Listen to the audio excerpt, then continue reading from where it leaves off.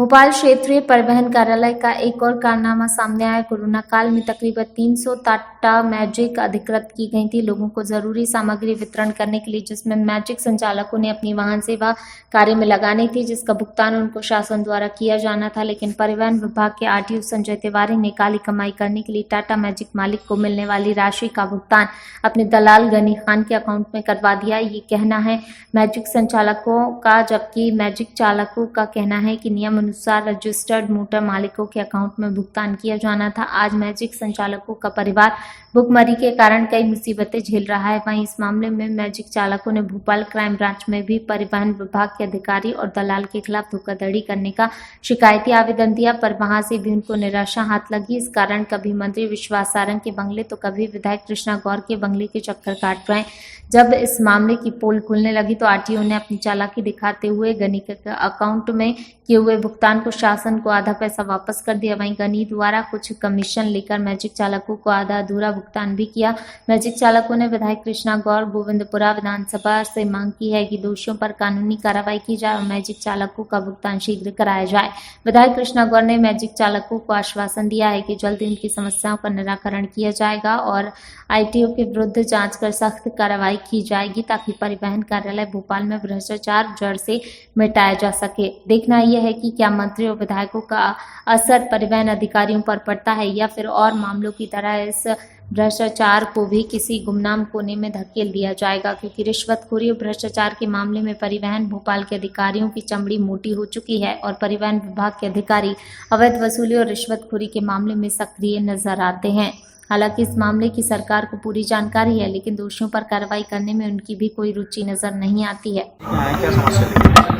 हमारी समस्या वैसे ये है कि 24/3 को जो लॉकडाउन लगा था उस टाइम पे माननीय कलेक्टर साहब के अधिग्रहण लेटर पे हमारी 300 के करीब मैजिक वाहनें अधिग्रहण की गई थी, जिनको विभिन्न सेवाएं जैसे राशन बंटवाना, खाना बंटवाना, डॉक्टरों से स्कैनिंग वगैरह वगैरह का काम में ली गई। अब जब पेमेंट के लिए हम लोग चक्कर लगा रहे हैं, पेमेंट के लिए बिल लगाए, हमने पूरा अकाउंट नंबर दिया इन्हें और गाड़ी का रजिस्ट्रेशन, अधिग्रहण लेटर की फोटोकॉपी, ये सब कुछ आरटीओ कार्यालय में हमने जमा किए। पेमेंट पूरा इन्होंने इकट्ठा, एक जो दलाल है आरटीओ का काम करता है, उनके अकाउंट में पूरा अकाउंट पैसा डलवा लिया है। क्या नाम है दलाल गनी खान। जब हम लोगों ने ऑब्जेक्शन उठाया तो उन्होंने कुछ पेमेंट, बचा खुचा पेमेंट वापस कलेक्टर साहब के अकाउंट में जमा कर दिया है।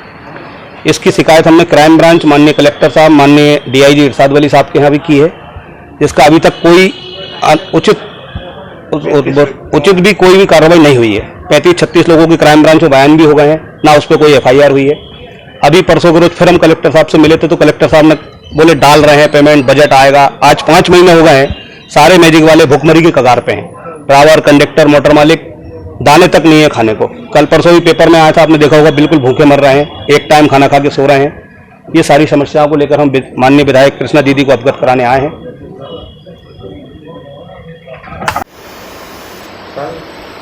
ऑटो चालक आए थे आपके पास शिकायत करने के लिए, तो किस तरह की कार्रवाई की? देखिए, मेरे पास ये मध्य प्रदेश चालक परिचालक संघ द्वारा एक आवेदन दिया गया है और इस आवेदन में उन्होंने शिकायत की गई है। शिकायत इस बात की है कि 3 से 4 महीने के कोरोना काल में लगभग 400 के करीब टाटा मैजिक कलेक्टर महोदय द्वारा अधिग्रहित की गई थी और जिन्हें पूरी व्यवस्थाओं में लगाया गया था। तो सामान्यतः इन टाटा मैजिक के जितने भी चालक परिचालक हैं, उनको जो पेमेंट होना था वो पेमेंट की राशि इनके अकाउंट में व्यक्तिगत रूप से जिनके वाहन लगे थे उन तक पहुंचानी चाहिए थी। लेकिन एक तो पहली बात यह रही कि इनको जो भी पेमेंट होना था उसमें बहुत डिले हुआ, बहुत लेट हुआ और जब शासन ने राशि दी भी गई तो वो राशि किसी एक व्यक्ति के, इन लोगों का ऐसा कहना है कि एक मोहम्मद गनी नाम का व्यक्ति है जो आरटीओ का दलाल है, उसके अकाउंट में ये सारी राशि डाल दी गई और उसके हिसाब से वो अपने अपने लोगों को वो राशि वितरित कर रहा था।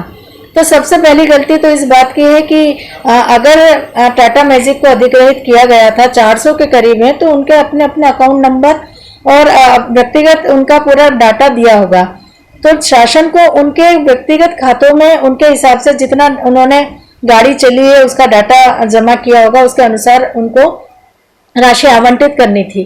लेकिन ऐसा नहीं होकर किसी एक व्यक्ति के अकाउंट में गई और उसके बाद जब इन सारे लोगों ने उसके खिलाफ विरोध किया या आवाज उठाई तो उसके बाद जो पैसा बचा हुआ था वो पैसा 22 लाख के करीब वापस उन्होंने शासन को जमा किया। लगभग 60 से 70 लाख रुपए शासन ने उस व्यक्ति के अकाउंट में भेजा और उसके बाद उसने लगभग 40 से 50 लाख रुपया बांटा। किसको बांटा पता नहीं, अभी उसकी वो जांच के घेरे में है कि किसको बांटा, लेकिन 22 लाख रुपए जो उसने वापस किए हैं उसको भी अब इन टाटा मैजिक वालों को, चालक परिचालकों को आवंटित नहीं किया जा रहा है। तो मुझे लगता है कि कहीं ना कहीं आर्थिक अनियमितता हुई है इसमें। इन लोगों ने क्राइम ब्रांच में शिकायत भी की है। क्राइम ब्रांच से भी इन्हें बहुत ज्यादा संतुष्टि भरा कोई ऐसा उत्तर नहीं मिला है या कार्रवाई नहीं हो पा रही है, उसकी भी उन्होंने शिकायत की है। और निश्चित रूप से उन्होंने इस बात के लिए मुझसे मांग की है कि हमारे साथ न्याय हो। हमने संकट के काल में अपनी गाड़ियां लगाई, हमारे चालक परिचालक संघ ने पूरी तरह से समर्पण भाव से सेवा दी है। और चूंकि इस समय 3-4 महीने का जो लॉकडाउन पीरियड था, कोरोना काल था, उसमें अधिकतर लोगों के व्यवसाय बंद हो गए हैं, लोगों के घर में बहुत मुश्किलों का सामना करना पड़ रहा है। ऐसे समय में यदि राशि इनको नहीं मिलेगी तो इनका परिवार भूखे मरने की कगार पर पहुंच जाएगा। तो जल्द से जल्द इनको राशि मिलना चाहिए। मैं स्वयं माननीय मुख्यमंत्री जी से भी और मंत्री जी से भी इस संदर्भ में बात करूंगी, और ताकि जल्द से जल्द इन समस्त चालक परिचालक संघ की जो शिकायतें हैं इनका निराकरण हो, इसका प्रयास करूंगी। एक पॉलिटिकल सवाल है, आत्मनिर्भर बेबी नार सेमिनार का आयोजन किया जा रहा है, उस पर जीतू पटवारी का भी बयान आया है जिसमें उन्होंने कहा किसानों को केवल गुमराह कर रही है बीजेपी, इसके अलावा कुछ नहीं कर रही है। पूरे प्रदेश के किसान इस बात को बहुत अच्छी तरह से जानते हैं कि किसानों को गुमराह करने का काम कांग्रेस ने किया है। बड़े बड़े वादे करके कांग्रेस पार्टी ने मध्य प्रदेश में अपनी सरकार बनाई और सबसे ज्यादा धोखा तो प्रदेश के किसानों को दिया। 2 लाख तक का कर्जा माफ कराने का ये वादा, जिस वादे पर मध्य प्रदेश में कांग्रेस की सरकार बनी थी, वो वादा पूरी तरह से खोखला निकला। एक किसान को भी उन्होंने 2 लाख रुपए तक का कर्जा माफ नहीं किया। और इसीलिए अगर जीतू पटवारी ये बात कह रहे हैं तो पूरा मध्य प्रदेश ये जानता है कि उनकी बातों में कितनी सच्चाई है, कांग्रेस की कथनी और करनी में कितना अंतर है, वो मध्य प्रदेश की जनता और खासकर मध्य प्रदेश का किसान बहुत अच्छी तरह से समझ चुका है।